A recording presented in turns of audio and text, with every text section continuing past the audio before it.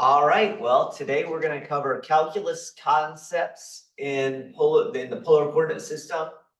I do want to mention that obviously next week is our final exam, and it is cumulative, worth 150 points, and about 50 points will be from the previous unit, and about 100 points will be from chapter 9 material. All right.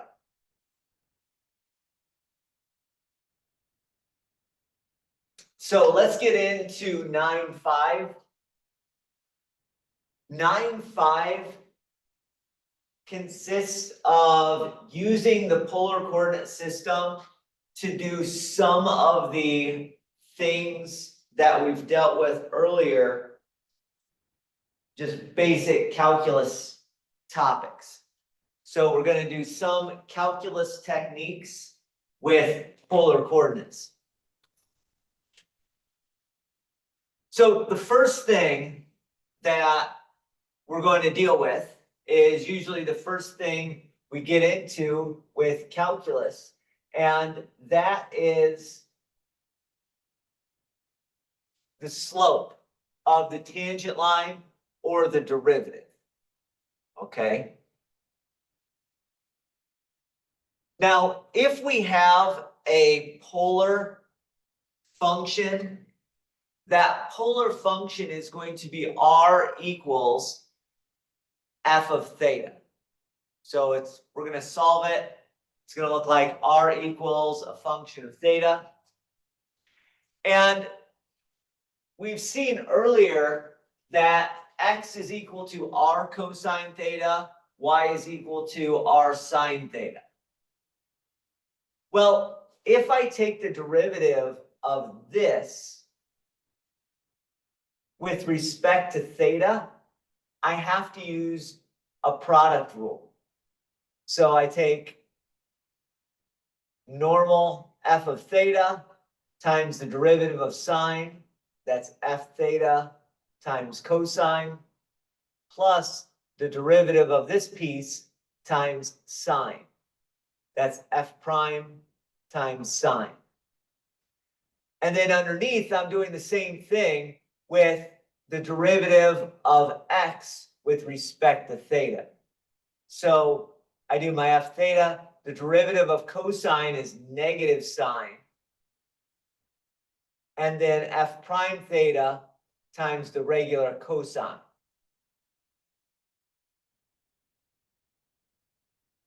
So it's just the product rule, and sometimes people will write it not in the form of f of theta, but rather in the form of just r. So if we have x equals r times cosine theta and y equals r times sine theta, you can write change in y over change in x, instantaneous change in y over change in x,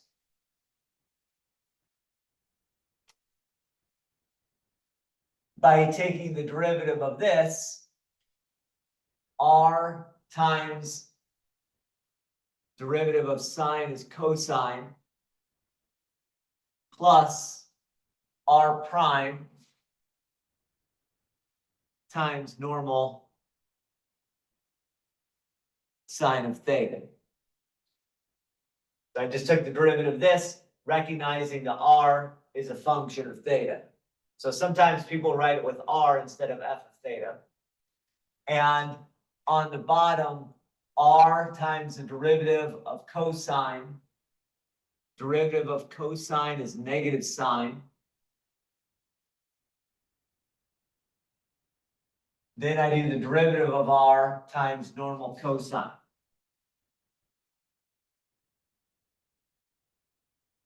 So if I want to have some crazy polar graph,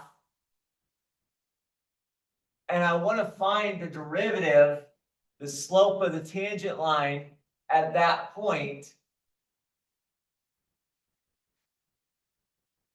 this is the way I can find the slope of the tangent line. All right? So I have a graph of a function in polar, and I just wrote some sort of a loop. This would probably not be an easy graph to deal with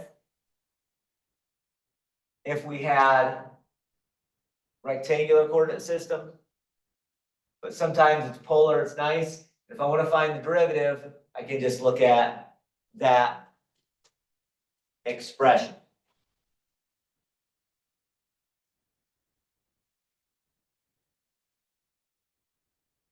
And again, you can use r or f of theta.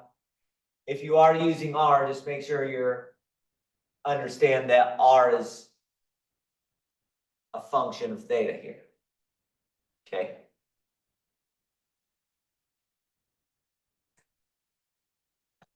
So let's take an example. Let's take r equals 5. That's a circle of radius 5 we saw before. And let's find the derivative. And once we find the derivative, we'll figure out what the slope of the tangent line is when theta equals pi over 4 and when theta equals 0. And hopefully see that that makes sense. So we're going to find the derivative of this function. We already have r equals a function of theta. It's just a constant though. If you think about what r prime is actually 0. So if I look at it using this way, I'm getting derivative change in y over change in x is 5 times cosine theta plus 0 times sine theta divided by negative 5 sine theta plus 0 times cosine theta. If I simplify that, the 0 times anything, those will cancel out. And I'll just be left with 5 cosine divided by negative 5 sine. Those 5s will cancel out. So you'll get cosine over sine.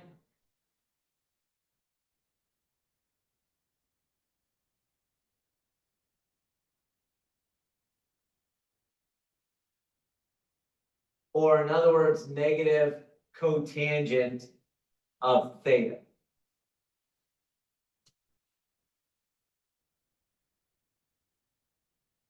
All right. So that's the idea. Now, cotangent is just 1 over tangent. So when I type that into my calculator, like for instance, if I want to figure out what happens when theta is pi over 4, I'm going to take my change in y over change in x and plug in pi over 4.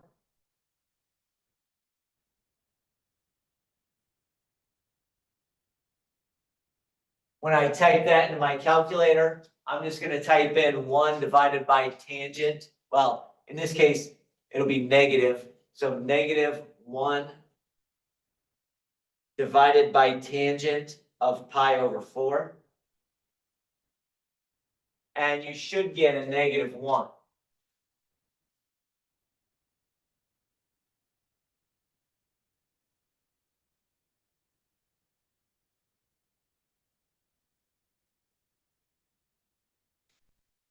Or I guess I could just write it here. Let's just write it there. So you get out a negative 1. Okay. If I try to do this when theta equals 0,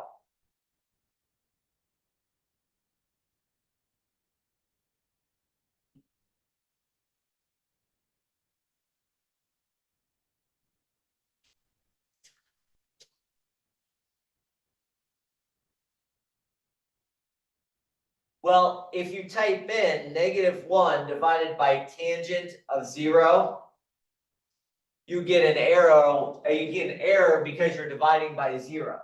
Plugging in 0 into this, sine of 0 is 0. So we're dividing by 0. So this one either does not exist, or sometimes people will say in infinity because we're dividing by 0. We have an asymptote there.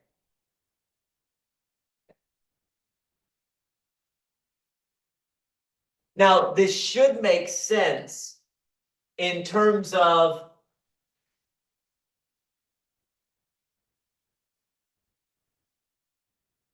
what we expect.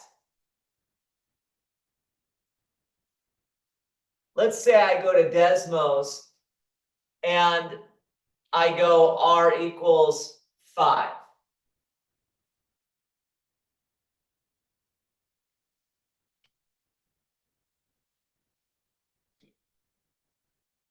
Okay.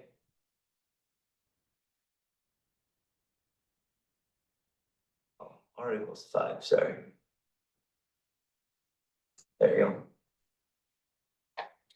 Well, at pi over 4, we're actually at this point right there. And you should have a tangent line, which is -1.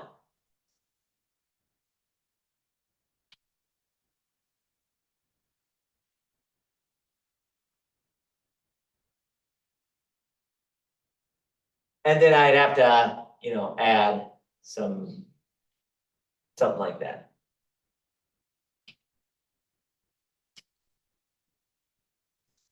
So I get a tangent line, something like that. I'm just rounding here. But there it is. But when I have theta equals 0, then I'm at this point right here. I'm at the point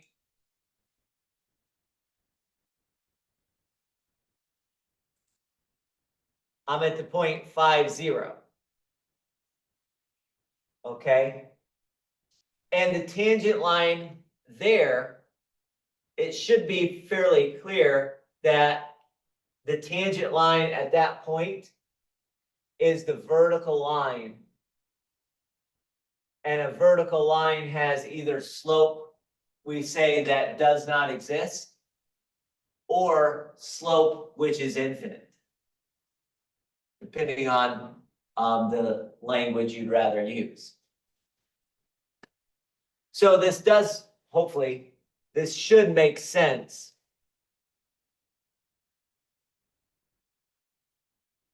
It should make sense of why we get a vertical line here, because the slope doesn't exist. Or the slope doesn't exist because we have a vertical line. Say it that way. Okay. Now let's check out another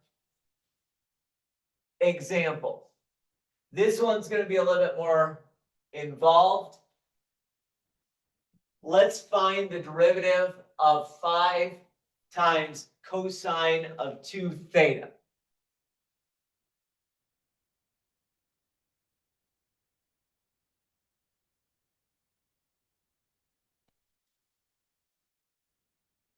And then we'll graph that as well. And kind of get a visual on what that's doing. Well, I like to go R equals 5 times cosine 2 theta, and then I like to take the derivative of R right underneath with respect to theta. So R prime, this is with respect to theta. Derivative of cosine is negative sine. Because I have a 2 theta inside, I have to take and multiply my final answer by 2. So I'm going to take the 5 as a coefficient that just hangs around, and that's going to get multiplied by 2 and give me a 10 out front. So I end up with negative 10 times sine of 2 theta as the derivative of r with respect to theta. So if I want to find my actual derivative, meaning change in y over change in x, I plug that in here. 5 cosine 2 theta, that's my r, times cosine of theta, plus r prime, which is negative 10 sine of 2 theta, multiply times another sine of theta.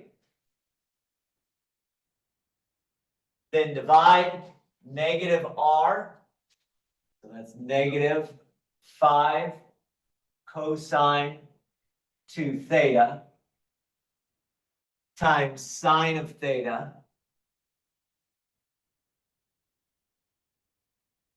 plus r prime minus 10 sine of 2 theta is r prime times cosine of theta.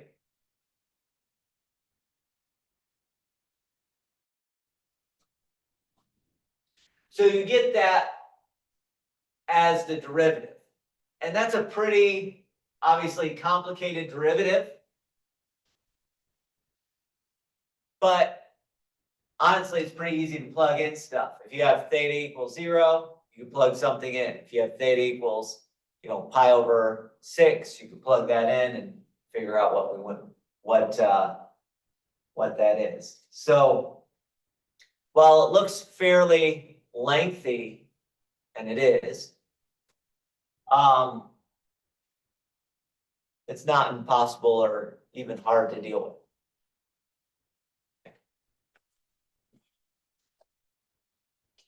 And if you think about it,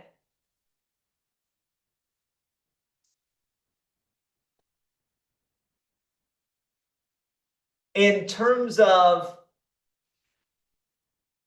what the graph looks like, r equals 5 times cosine of 2 theta. That's one of these rose curves with 4 petals. And so now you can find the derivative, the change in y over change in x, or the slope of the tangent line at any point on this rose curve. Rose curve with 4 petals.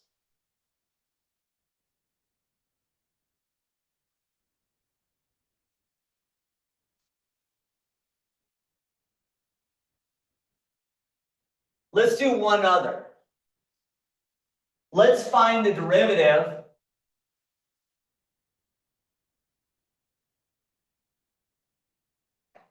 of, let's find dy over dx of the polar 3 plus 3 cosine theta.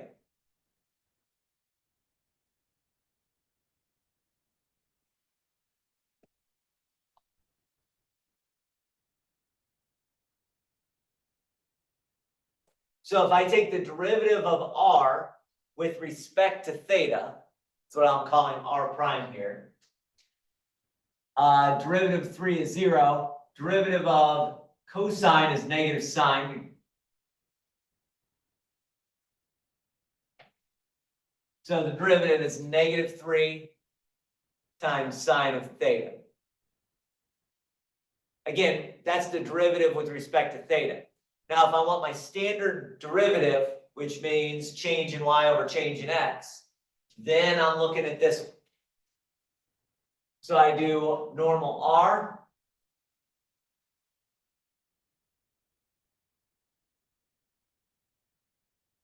That is going to all get multiplied by cosine theta plus R prime.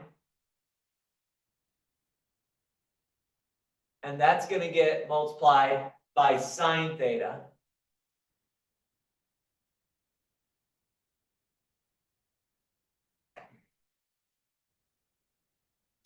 Negative R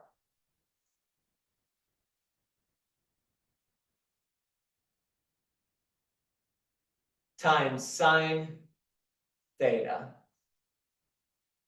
plus R prime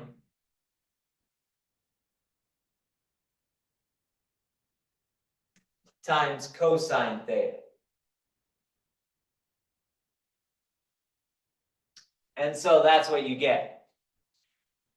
I'm sure there are ways of simplifying this. If you want to, you could distribute the cosine and distribute the sine, cosine in the numerator, sine in the denominator. Here you could probably combine some like terms. Here we have a cosine squared, here we have a sine squared. So I'm sure you can clean it up a little bit if you want to and rewrite it to make it look a little bit nicer. But I'll leave it at that for right now. Okay. By the way, this also is a good time to emphasize that when you're putting things into Moodle, make sure Moodle is reading these things correctly. And yes, you're typing theta, like THETA, to get the theta when you type that into Moodle. All right. So make sure if you're typing things into Moodle, you type them in nicely. It will recognize simplified versions and unsimplified versions. Anything that's algebraically equivalent should recognize. But yeah, that's what that is. And so now with this 3 plus 3 cosine theta, that's one of these things that kind of looks like that.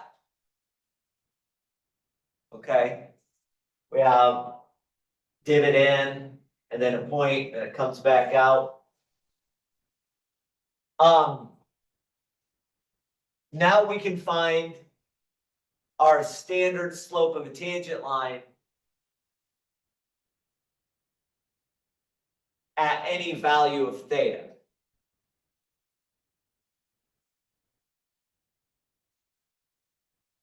Okay. So that's how we do derivatives. And I'm just going to do first derivatives. Once you get into second and third derivatives, it gets more complicated. So we're just going to leave with first derivatives. Okay. Now, another thing we can do with polar coordinates is find interior areas.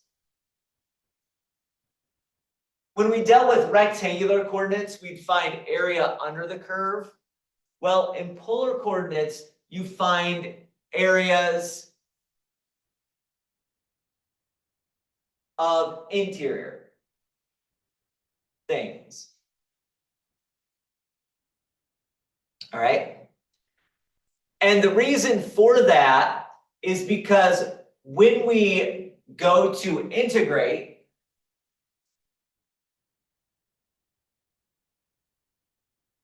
we have to integrate with respect to theta. And what that theta is going to do is it's going to cut things into pi pieces. All right. And then it's going to calculate the area of those pi pieces. Let me explain what I mean. So let's say I have some function in polar, r equals f of theta. When I take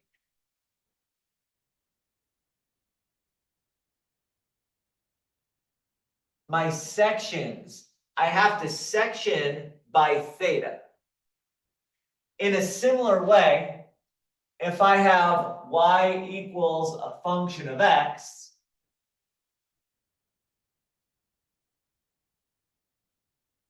what I would have had to have done is take sections like this and create little approximations.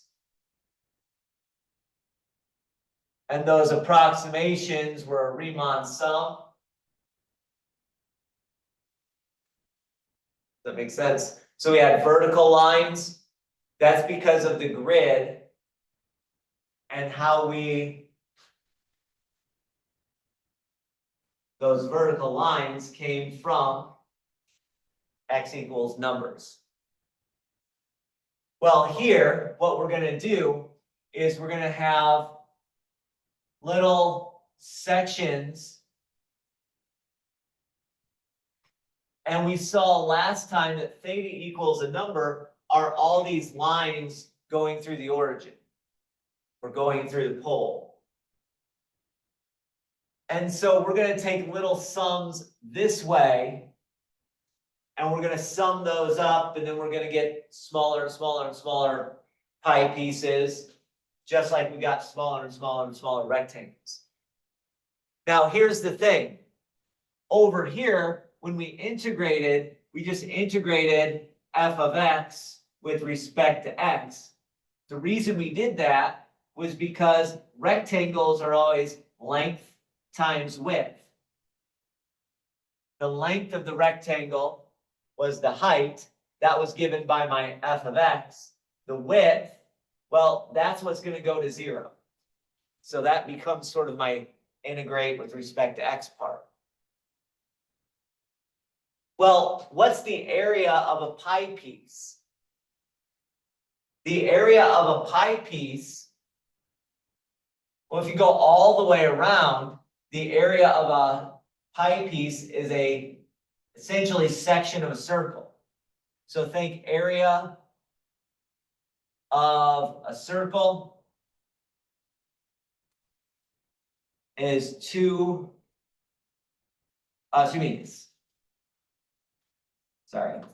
area of a circle is pi times the radius squared. Going all the way around the circle is 2 pi.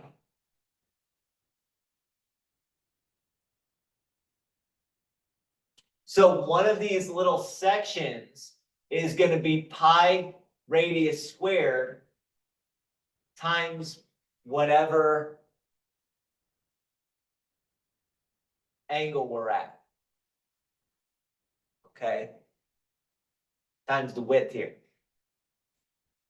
So we get length times width. That's the area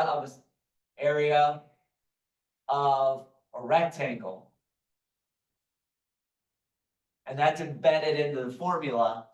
The area of a circle is going to be embedded into the formula for finding area in polar. All right. And in particular, what it's going to be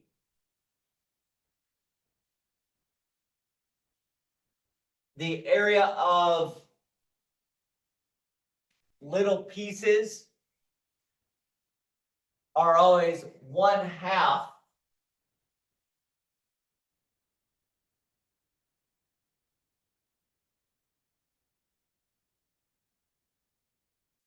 whatever the angle measurement is. The angle measurement is going to be from some angle alpha to some other angle beta, and then a radius squared.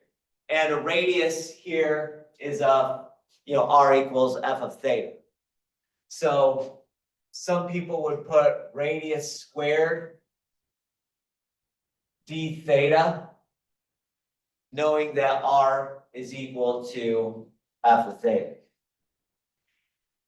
And typically, we write the smaller value on our angle bound as alpha and the upper bound as beta. So 1/2 integrate alpha to beta, f of theta squared d theta. And again, f of theta is just your r. So like if it were here, I'd be integrating from angle theta equals 0 to pi over 2 on this picture.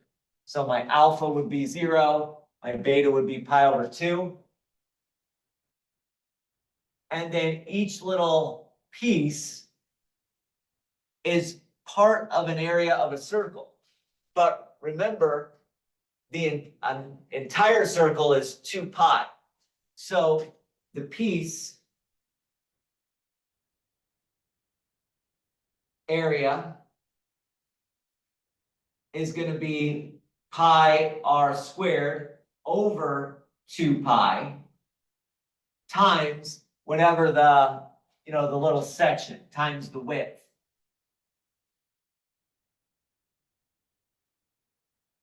In theta.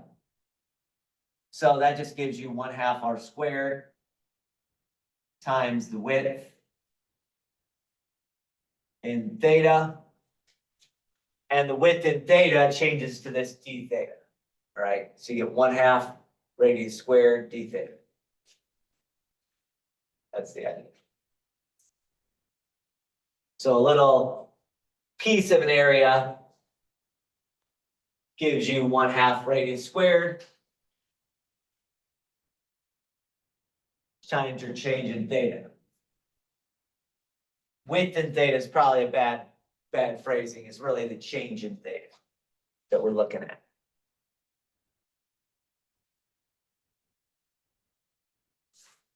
So let's do an example. Find the area of one petal of r equals 4 cosine of 3 theta.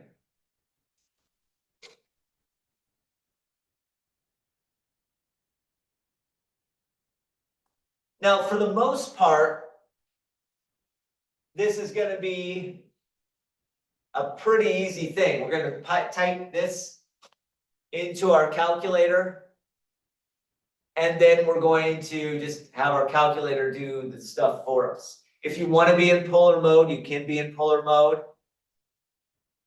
If you don't, you can always do this in function mode and just use x instead of theta.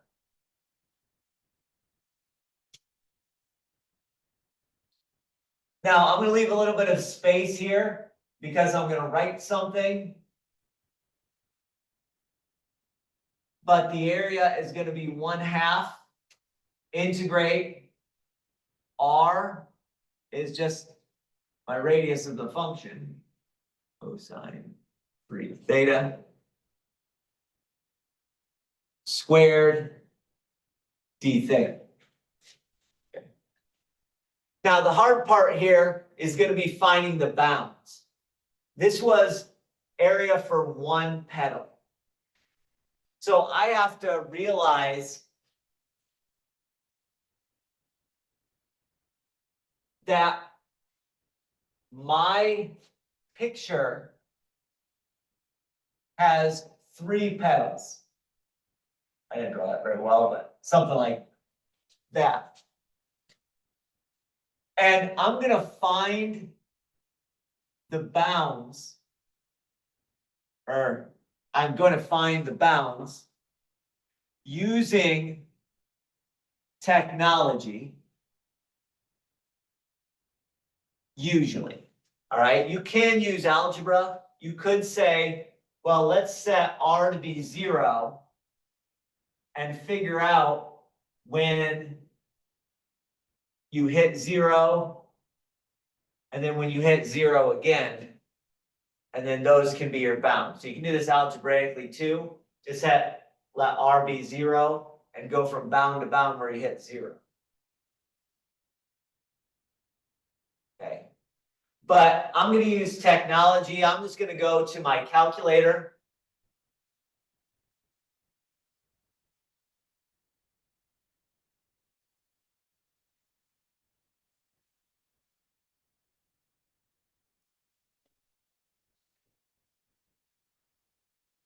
And I am in the polar coordinate system right now.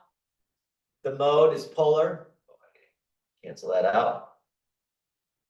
So if I take 4 cosine 3 theta and I do a standard graph,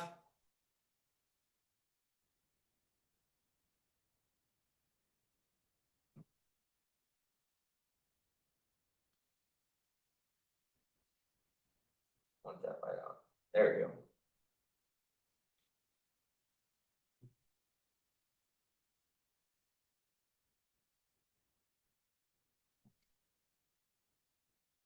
There you go. And then I'm just going to trace. Now you'll notice that I start out here. When theta is 0, I'm way out there. So let's see where we hit 0 the first time. It's about 0.5235. That's about where 0 is. Now, I'm going to have to know that that decimal, I think, is pi over 6. Yep, it's pi over 6.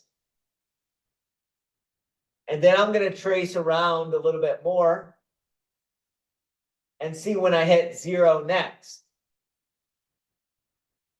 1.57. I should be able to recognize that that decimal is the decimal version of pi over 2. Sure enough. So, but just by tracing around on my calculator and kind of understanding what types of answers I'm going to get, like I'm going to get pi over 6, pi over 3, pi over 2, I can figure out where I'm going to be integrating to and from. Now, it doesn't matter which loop you trace. I traced the first loop that I had starting at 0, trace around this loop. But if you're going to trace around the next loop, that's fine too. You can start at pi over 2 and then go around and try to recognize that number for theta. That number for theta, 2.61. What is that? Let's check it. Let's see if it's trace. Let's see if it is 5 pi over 6 or something. 5 pi over 6. Yeah, 5 pi over 6. That's what I got.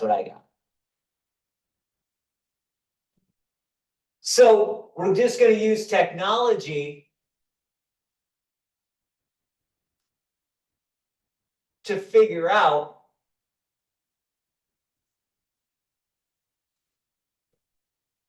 that one loop goes from theta equals pi over 6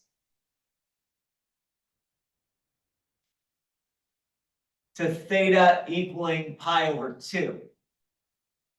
And if you wanted to do the other loop, you could have started at pi over 2 and then went to 5 pi over 6. By the way, one of the reasons that I kind of knew this is going to be pi over 6 is because I had a 3 theta there. And we usually think of, so if I see a 3 theta, I should think pi over 3 or pi over 6 or something like that, depending on sign. So I'm going to use pi over 6 to pi over 2 because I just want one petal, one loop. And then right here, I type that into my calculator. So I can type that into my calculator.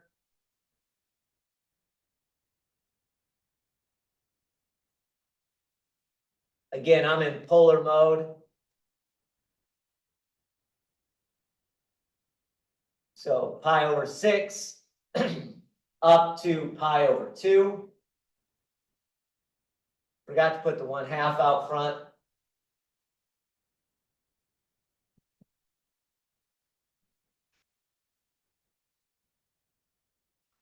Four cosine 3 theta. Whoops.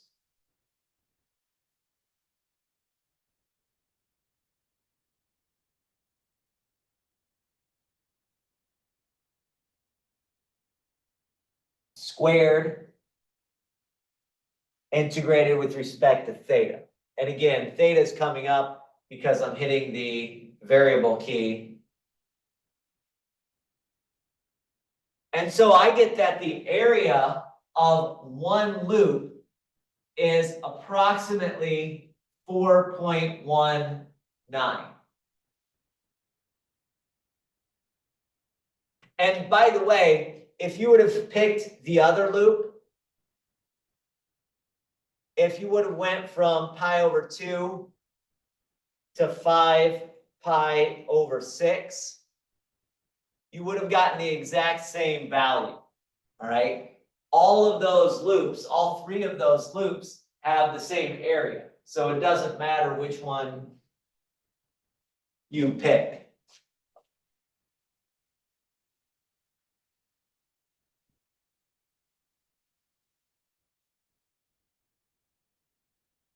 So there you go.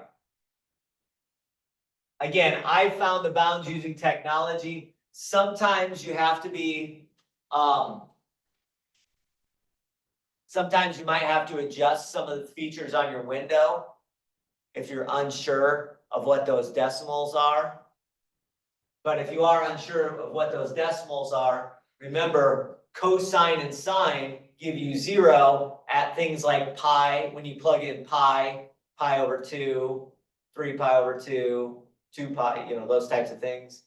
So if it's a 3 theta in there, you know, you're thinking, well, when I plug in pi over 2 divided by 3, oh, pi over 2 divided by 3 is pi over 6. So hopefully that makes sense. Let's do another. Let's do the area of one petal of 6 times cosine of 4 theta.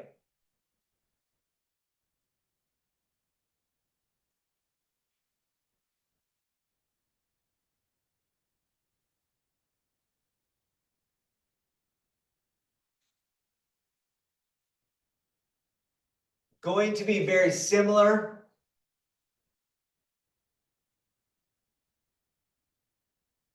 Four theta inside the cosine means we have 8 petals on our flower this time. Remember, even numbers in here, double the number of petals.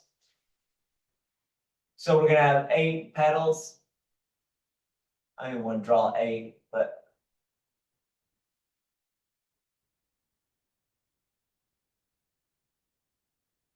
they're all 8 will be the same size.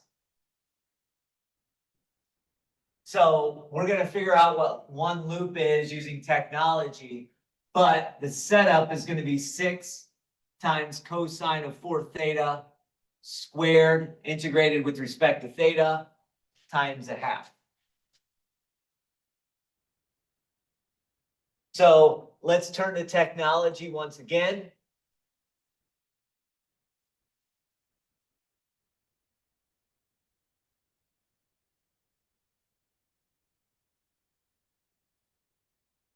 Six cosine for theta. Graph that. Notice that my calculator isn't quite as smooth.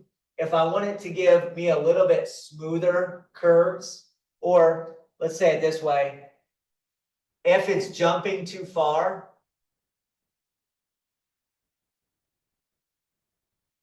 on each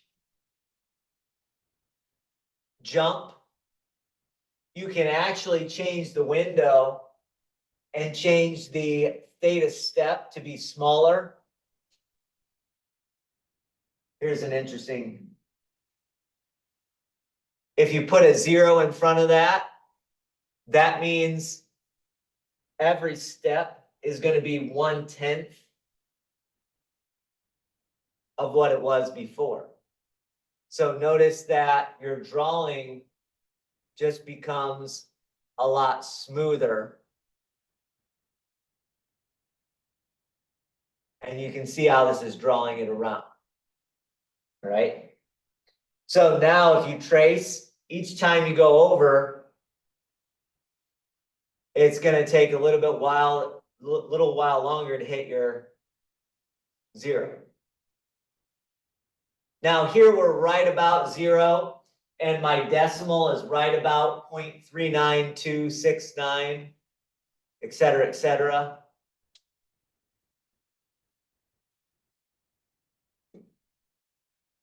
We had a 4 in there, so maybe that's something like pi over 8.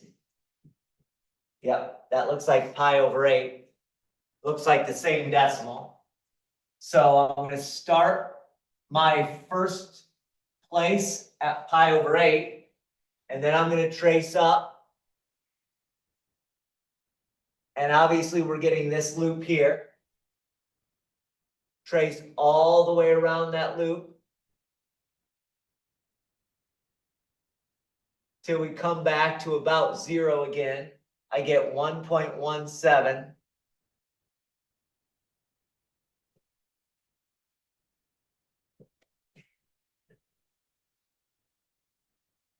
I'm guessing that's going to have something to do with 8 in the denominator again. So maybe I try 3 pi over 8. Yeah, I got 1.17. You could have tried 2 pi over 8 as well, or 3 pi over 8, 4 pi over 8. Just so happened that 3 pi over 8 worked. So one loop, that first loop, goes from pi over 8 to 3 pi over 8 on my theta. And that's all I need. Now I can type in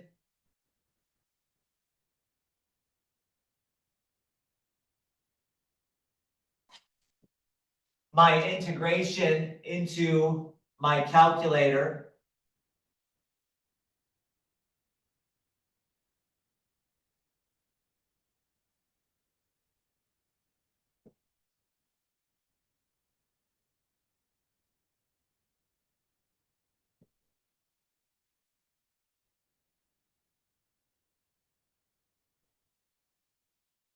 And I get an area of approximately 7.07.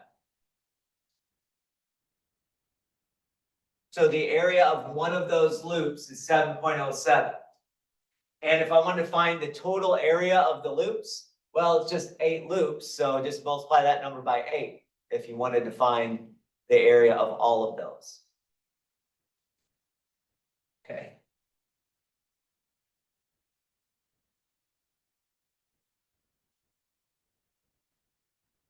So area of one petal, I like to find my bounds using technology.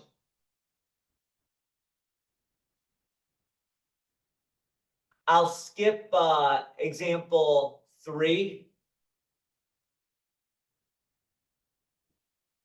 Well, actually, let's do example 3.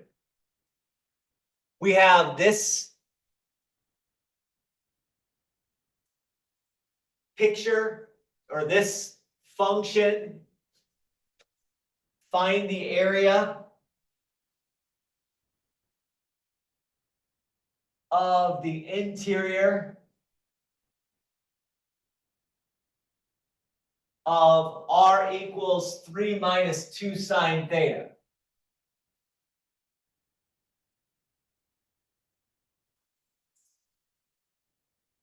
We will also find the bounds of this using technology, okay? Before we do that, though,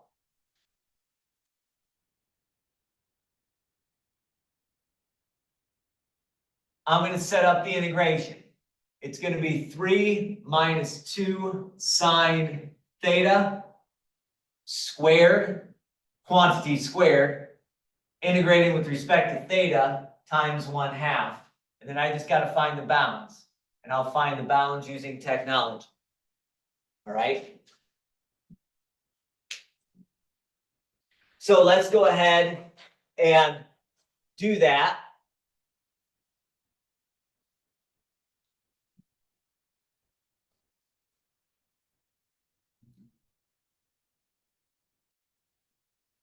So let's graph 3 minus 2 times sine of theta. Oh, I got the slow graph because my steps are still set to be really, really small. So I got a slow graph. Notice that this is just one big loop with a little bit of a divot there at the top. So I just need to figure out what's going to happen when I go all the way around the entire loop. So let's start here at theta equals 0 and see how long it takes me to go around. Oh boy, this is going to be a mess. Let's do this step. Now that'll graph a lot faster. And then when you trace it, it'll trace around a lot faster too. So I started at 0, and when I come back to the beginning, I get 6.28, which hopefully we can recognize as 2 pi.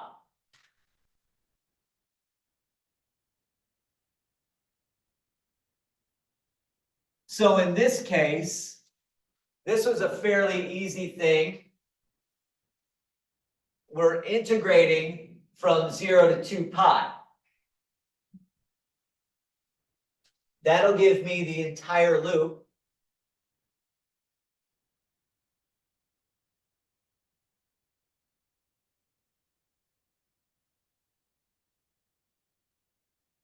And so I can integrate from 0 to 2 pi, 3 minus 2 sine theta, quantity squared. Make sure you have parentheses around the 3 minus 2 sine theta and the squared outside of that. You do not want to just square the sine, right? You want to square the entire thing. And when you type that in your calculator, you get about 34.56.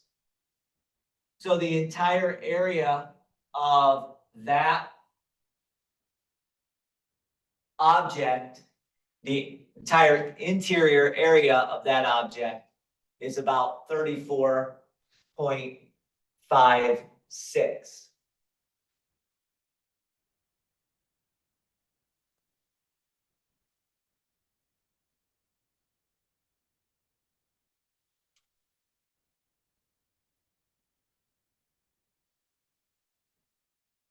Now I'm going to do one more example. Here we had a limacon, I don't know how to pronounce specifically, but where the constant was larger than the coefficient in front of the sign. Let's switch that around.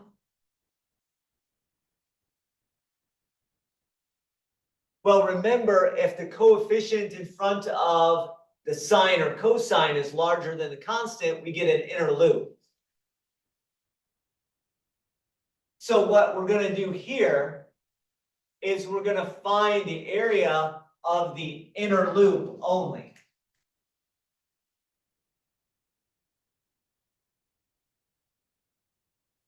Of r equals 2 minus 4 times cosine theta. 2 minus 4 cosine theta. Once again, we'll find the bounds using technology, but my setup is, as always, pretty straightforward. 1/2 integrate the radius, which in this case is going to be 2 minus 4 cosine theta. So 1/2 integrate that radius squared with respect to theta, and we just got to find the bounds.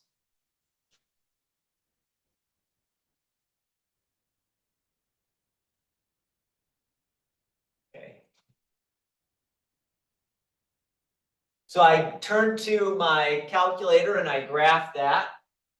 Y equals 2 minus 4 cosine of theta. 2 minus 4, I believe. Look. Yep.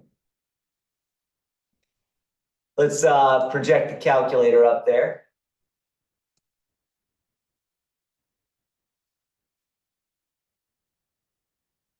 And graph this. We get an inner loop. So I want to find the area of that inner loop.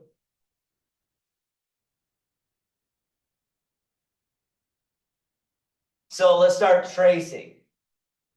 Now here's the thing. When I hit trace, it actually starts me out at theta equals 0, which is like sort of halfway on the inner loop. If I start going to the right, I get halfway on the inner loop, and then I stop at 2 pi, sort of at the edge of the inner loop. So what I would like to do is I would like to start here.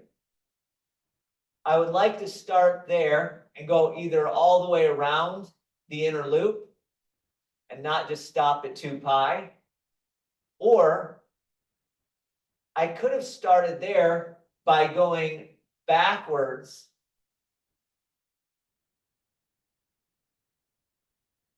more than where, I should say, less than theta equals 0. That makes sense. So here's one spot where I might want to start my theta at a place that's not 0.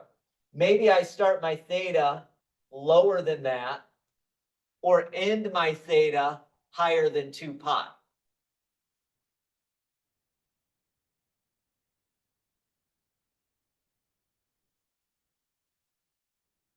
That way, when I hit trace and I start to go around, I can hit this value, which, by the way, this looks like negative pi over 3.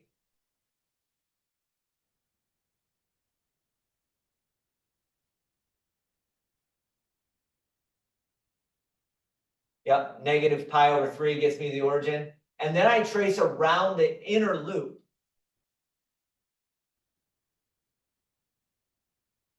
And this looks like I get to a positive pi over 3.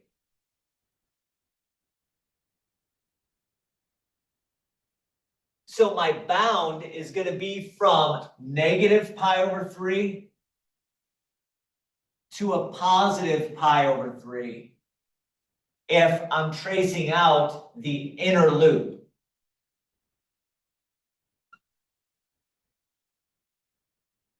So anytime you're tracing out a loop, you want to go from a starting place on the loop to an ending place, which is the same spot on that loop.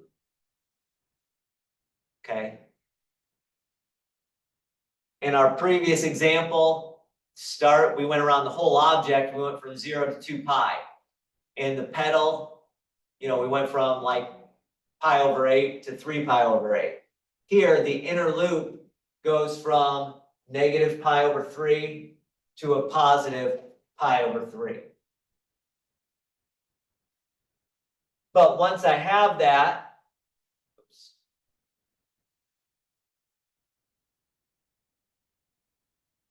I can do my normal stuff. So, I should have had negative pi over 3. Negative pi over 3, integrate all the way up to pi over 3, 2 minus 4 cosine of theta. Make sure that whole thing is being squared. And then integrated with respect to theta. And I get that the inner loop of that figure is about 2.17, or has area of about 2.17 units squared.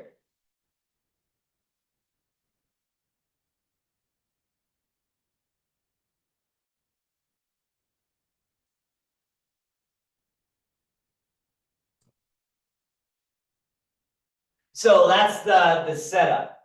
You can find the bounds using other things, but again, it's harder to do. All right. But this one shows you sometimes you have to adjust that window. Sometimes you have to adjust the step so you can kind of zero in on what point you're at. Sometimes you need to adjust the window where the theta starts and stops. Here we needed to have negative thetas, so I could start and stop at the same point. And that at this point it's negative pi over 3 to positive pi over 3. So that's the idea of area in polar coordinate system.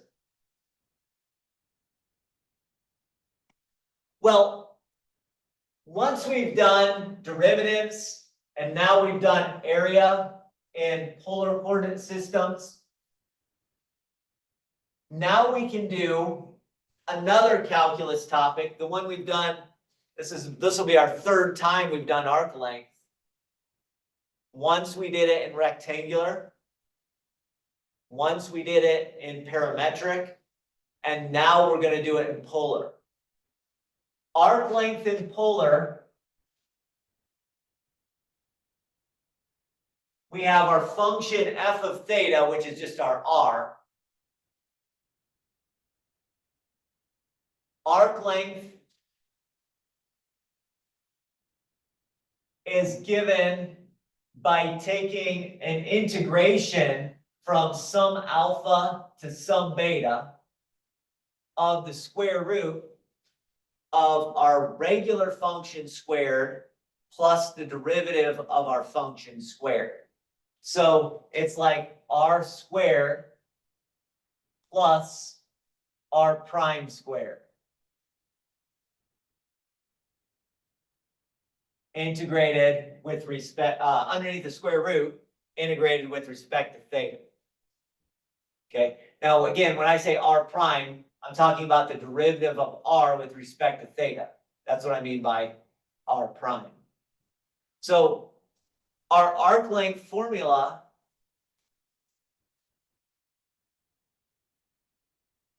is just that.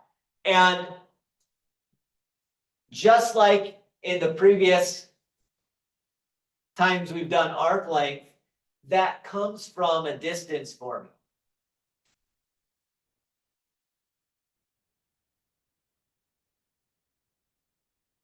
All right.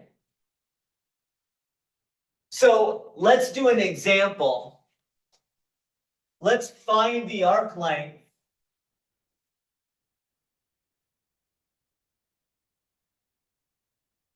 of r equals 8 on the interval 0 to 2 pi.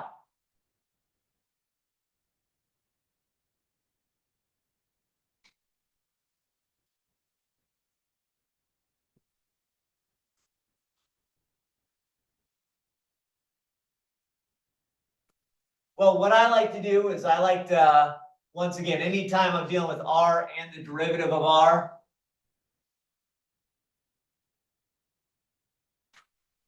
I just like to take the derivative immediately with respect to theta. So when I say r prime, I'm saying with respect to theta. And now my arc length, my bounds here are given to me. That's one of the nice things about arc length. Usually your bounds are given. We don't have to find them using technology like we did with the area examples. And it's just going to be square root of 8 squared plus 0 squared integrated with respect to theta. Now I can type that in.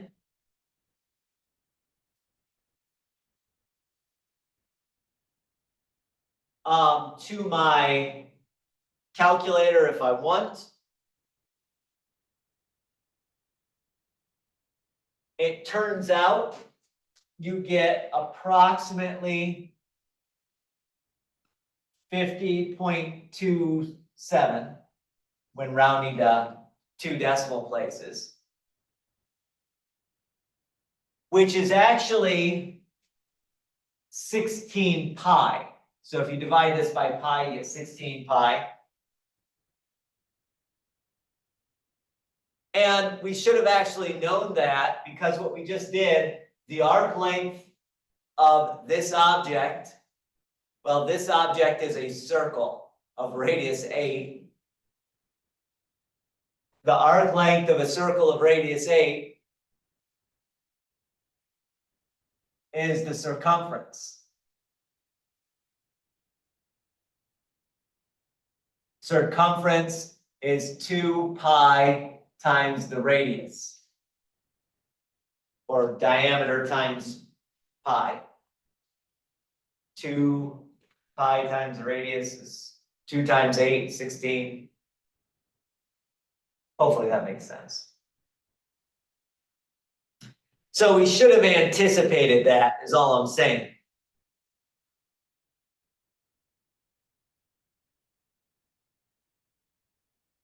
All right, so this is just another way to calculate a circumference.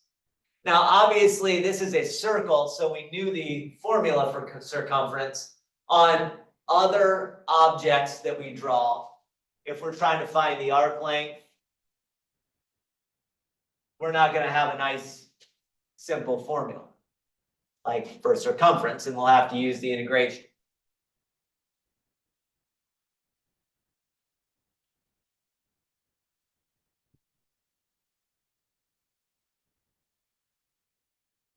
Let's skip 6 real quick and let's go to 7.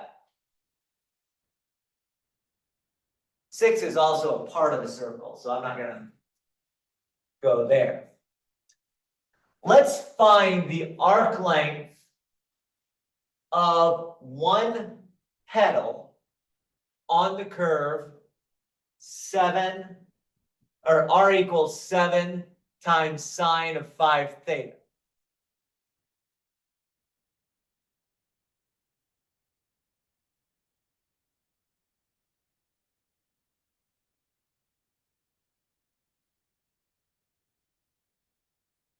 Now, the first thing I'm going to do is to take a derivative of that. I'm going to first take a derivative with respect to theta. Derivative of sine is cosine. So I'm going to get cosine of 5 theta. And because I don't have just theta in here, but rather 5 theta, I'm going to have to multiply it by 5.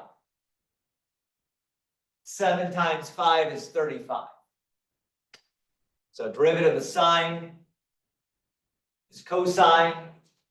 Since the argument inside is 5 theta, I multiply by the derivative of the inside function. Derivative of the inside function is 5. 7 times 5 is 35. That's just the chain rule, okay?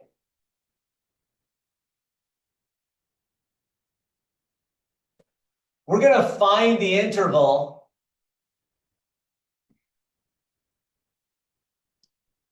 with technology in just a moment, but let me set up the arc length for us. R is 7 sine 5 theta. We're going to square that plus R prime, 35 cosine of 5 theta. We're going to square that, and we're going to put the sum underneath the integration and integrate with respect to theta. So my setup is going to look like that. And then I just need the bounds. And we're looking at 7 sine 5 theta. So I might as well use technology to do this one as well.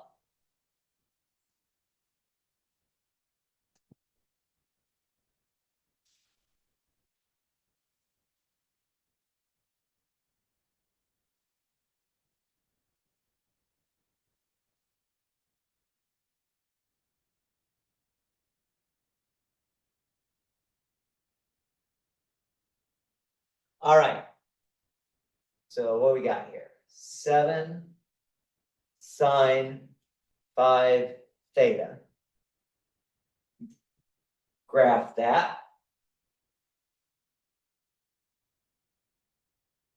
Trace. That kind of bounces back and forth too much. So since I'm bouncing through that 0, I don't like that. Let me change my window a little bit. Maybe I'll start at 0 and do a step of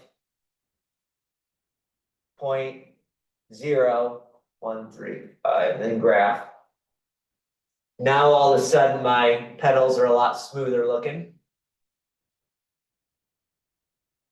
Now I can trace. I can't. Oh, maybe it's still drawing. Yeah. All right. Oh, this is nice. I can start my one pedal at theta equals 0. And then I just trace around this first pedal. So this one's nice, has a nice 0 starting place for that first pedal.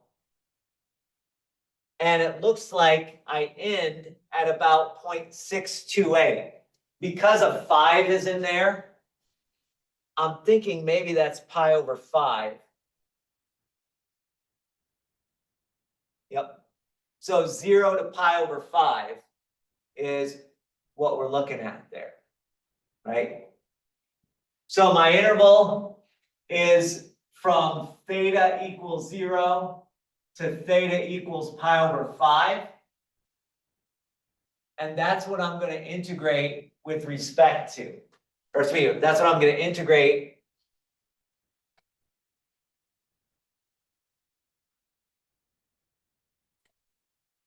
here. So I have to type this whole thing into my calculator. It's a little bit messy, but that's fine.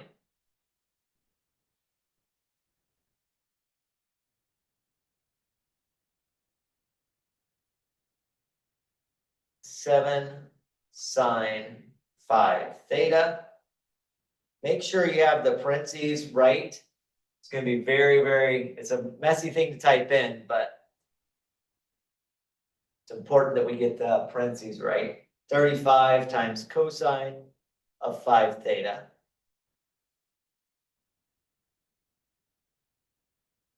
D theta.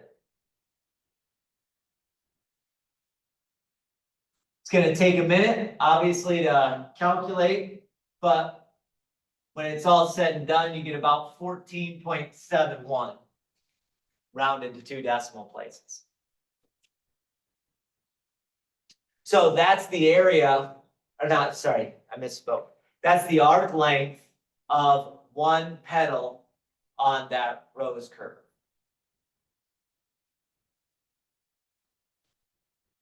All right. By the way, if you're having trouble recognizing decimals, again, we have a 5 here. So you should start thinking, okay, pi over 2, let's go 0, pi over 2, pi, 3 pi over 2, 4 pi over 2, which is 2 pi, 5 pi over 2. And then since I have a 5 here, divide all these by 5 and look at the decimal versions of those and see which one matches up. Okay. And if you're really clever, you can just say, well, if I set r equals 0 and solve, you'll see all the solutions. Go from solution to solution, 0 to pi over 5.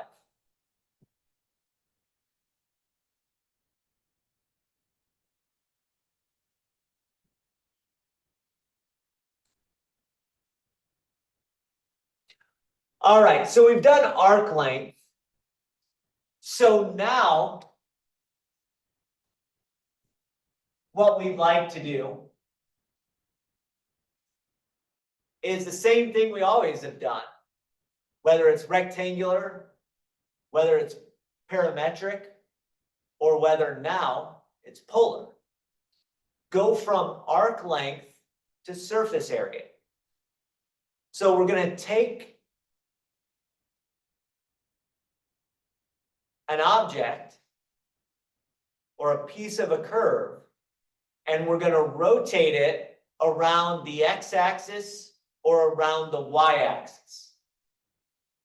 Now, if we are revolving around the x-axis, which is also, remember, called the polar axis in polar format, then our radius that we're going to use is going to be a y value. And remember, a y value was r times sine theta. So r sine theta is what this is. Since we're revolving it around, we get 2 pi times r sine theta, square root of r squared plus r prime squared. So that surface area, if we revolve around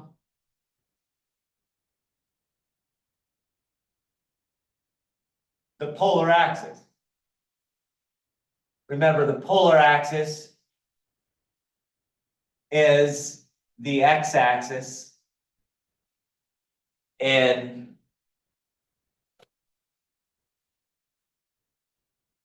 rectangular format. I like writing things with r because it's just less writing.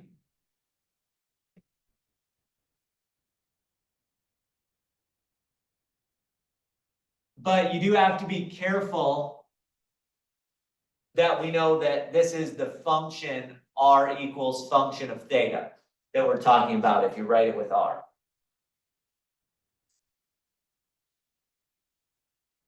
If you want to revolve around the line theta equals pi over 2, instead of using a radius, which is your y value, you simply use the radius, which is your x value, because that's the distance away from the line theta equals pi over 2. All right. So you go 2 pi, integrate from alpha to beta, r cosine theta times the square root of r squared plus r prime squared. All of that is underneath the square root. And integrate with respect to theta. Again, the line theta equals pi over 2 is just the y-axis in rectangular format.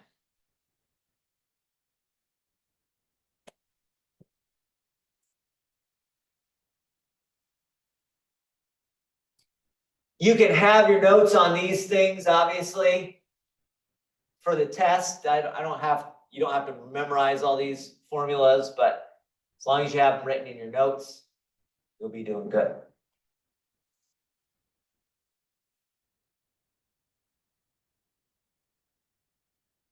So let's take and look at the following equation, or not following equations. We're going to take R equals 6 cosine theta. We're going to revolve the section of that from theta equals 0 to pi over 2 around the polar axis.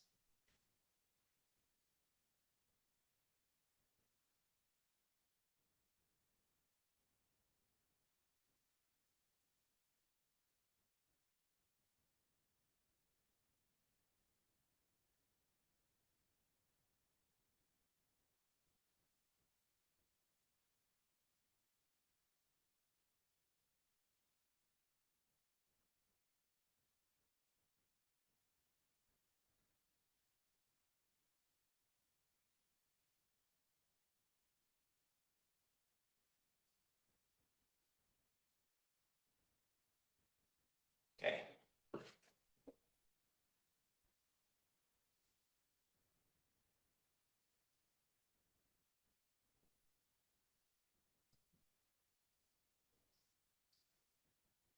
All right. So let's check this out. Surface area when we're revolving around the polar axis is this one. Okay. And I have an R of 6 times cosine theta. I'm going to need the R prime inside of this formula. So the R prime derivative of cosine is negative sine. So I get negative 6 times sine of theta. Since the inner argument is just theta, there's nothing to multiply by. You multiply by 1.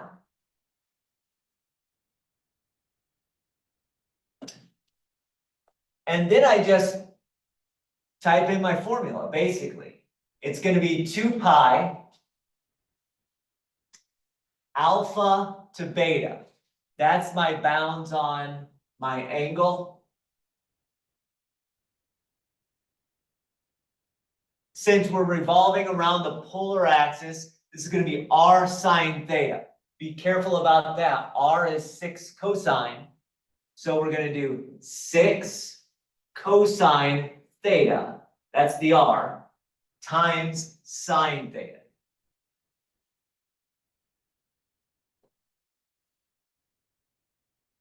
And then we put in our square root. So that's what R sine theta means when I wrote it up here. Again, on the notes, this is f of theta, and I just put it as an R. So then I need to do 6 cosine theta squared plus negative 6 sine of theta squared d theta. This looks really ugly, but you could actually have done this by hand. It's what you do, simplification and things like that. So 2 pi integrate 0 to pi over 2. I'm just going to type all this stuff in my calculator. 6 cosine theta times sine theta times square root of 6 cosine theta squared plus, still under the square root, negative 6 times sine of theta squared integrated with respect to theta. And it turns out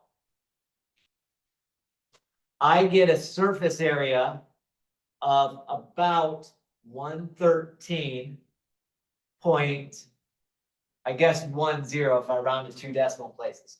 That 0.09 rounds up to a 0.10. And if you actually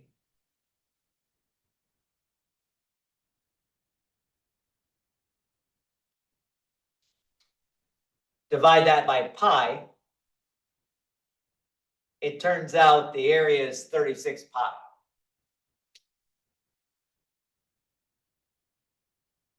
Okay. Again, this one looks ugly. You could actually do this by hand if you really wanted to. You'd have to, there's a Pythagorean identity inside of here you could use to simplify and then get rid of the square root, and then sine, cosine, sine times cosine. You can do a u substitution with, so you could do it by hand, but it's a lot easier if you turn to your calculator.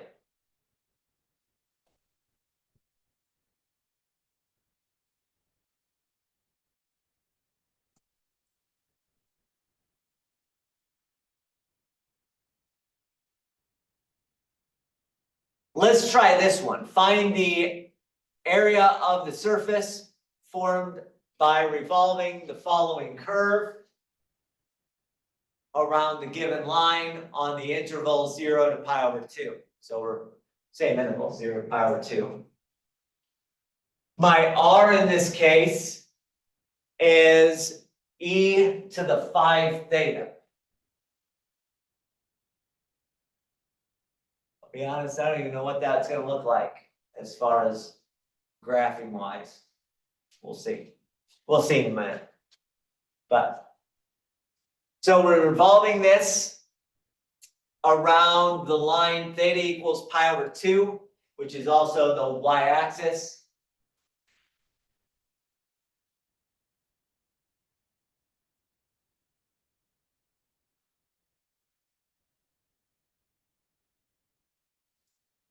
That's really all I need.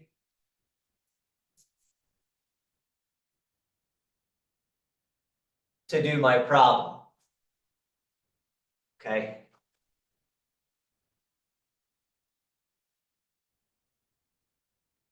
So the first thing I like to do is I like to find, since I'm dealing with r and r prime in these formulas, I like to set my r here and then find my r prime. R prime, e to a power is going to be e to a power times the derivative of the inside function, which is in this case 5. So r prime is going to be 5 times e to the 5 theta. Again, that's the derivative with respect to theta.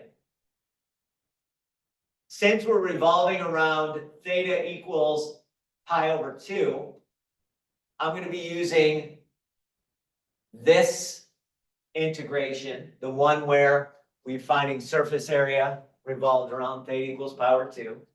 So that's going to be 2 pi. Integrate my bounds, so 0 to pi over 2.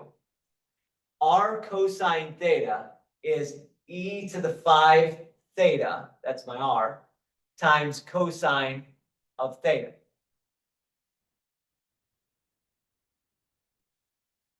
Then I'm going to multiply by the square root of r squared, e to 5 theta squared, plus r prime squared, 5e to the 5 theta squared.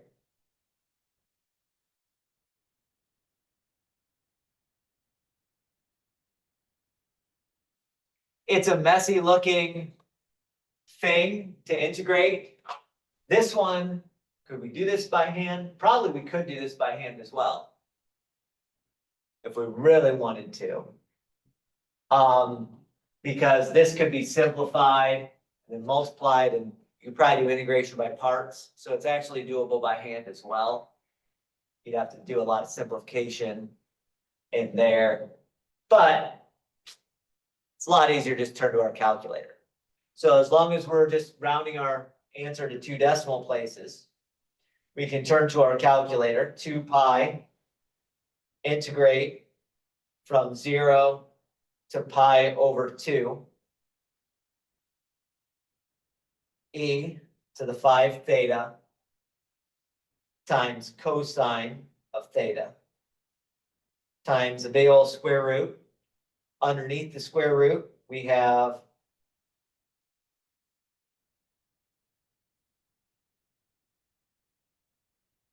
e to the 5 theta squared plus 5 e to the 5 theta squared.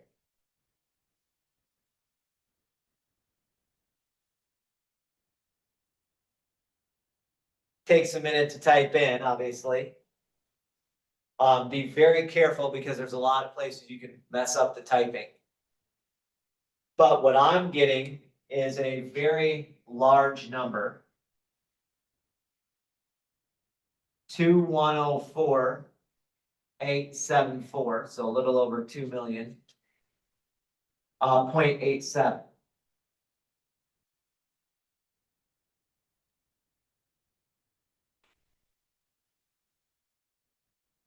That has to do with the nature of this r equals e to the 5 theta. That's a really, really large, or that's a really, really stretched out. Actually, let me do, I'm sorry. That's a really, really crazy graph. It's probably easiest to see on Desmos, so let me do that.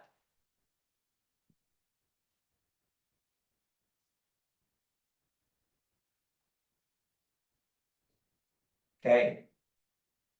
And if I'm going from 0 to, let's say, pi over 2, you might say, well, for revolving that around the y-axis, or theta equals pi over 2, down here it's not that big of a deal, but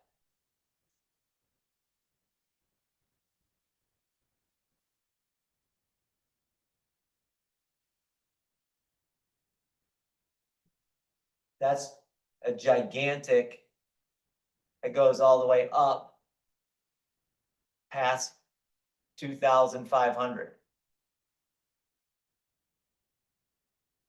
And if you look at the big distance in there, like it goes over, not quite to 200. So we're talking about a really, really big. So we're getting really big numbers because this is a really, really long and wide graph through that section. Really long and wide curve. So we're just gonna rotate that around the y-axis, or the theta equals pi over 2. Find the surface area, and it's gonna be a really big surface area because it's a very big curve. All right. So get some big numbers in there.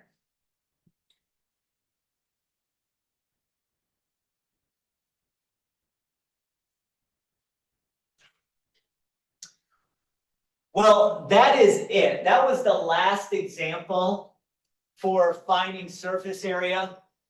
Obviously, you can have any r equals a function of theta that you want and find surface area.